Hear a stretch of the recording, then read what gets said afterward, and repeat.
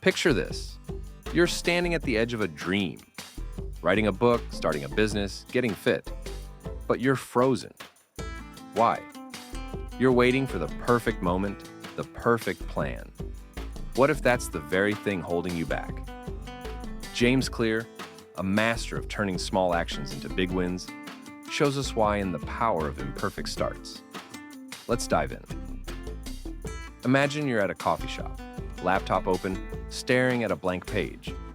You want to start that novel, but your inner critic screams, "It's not good enough yet." You research, plan, tweak. Days turn into months. Sound familiar?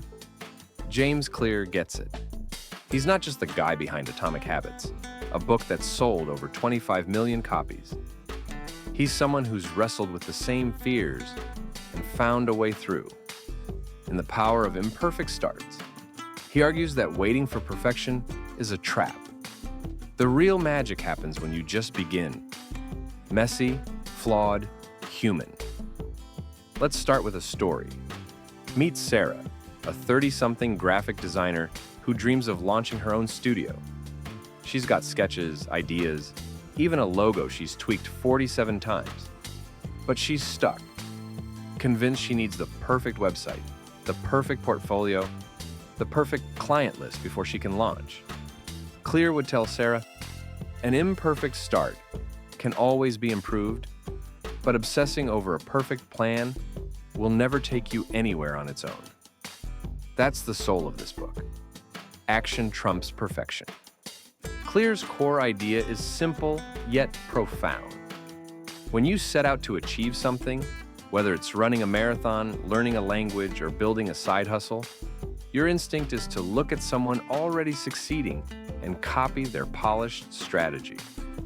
But here's the catch. Those pros didn't start with perfection. They started messy. Take Clear himself. After a devastating baseball injury in high school, he didn't wait for a perfect recovery to get back on the field. He started small, tiny habits, daily routines, and built from there. 6 years later, he was an ESPN academic All-American. The lesson? You don't need to be amazing to start. You just need to start to become amazing. Why do we wait? Clear says it's fear, disguised as preparation. We tell ourselves we need more skills, better gear, or the right moment. But that's a crutch. Think about it. If you wanted to start running, would you buy $200 sneakers first or just lace up your old shoes and hit the pavement? Clear's point is that the sneakers don't make you a runner. Running does. He writes, if you set your bar at amazing, it's awfully difficult to start. That hits hard, doesn't it? How many times have you stopped yourself because your first step wasn't good enough? Let's try a thought experiment. What if you started that project you've been delaying, right now, today, with whatever you have?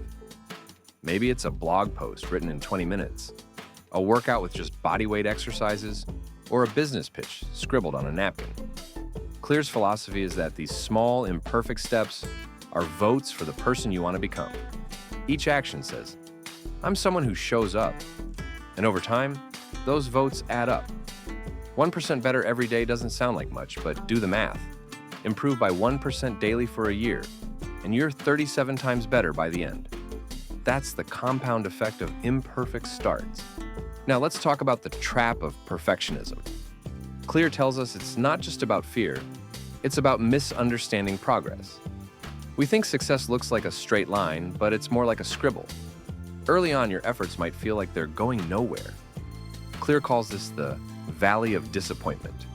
You're putting in work, but the results? Barely noticeable. Most people quit here. But Clear says, this is where the magic happens. Stick with it, and those tiny, imperfect actions start compounding. Think of it like planting a seed. It's just a speck in the dirt at first. No fruit, no flowers. But water it daily, and soon it's a tree. Let's go back to Sarah. After reading Clear's work, she decides to launch her studio with a basic website. Just her name, a few portfolio pieces, and a contact form. It's not perfect, but it's live. Within weeks, She lands her first client. That client leads to another, then a referral. A year later, her imperfect site is a thriving business hub. Clear's point is clear. Starting small doesn't mean thinking small. It means trusting that small starts lead to big outcomes. Clear also flips the script on learning from others. It's great to study successful people, but don't let their polished systems intimidate you.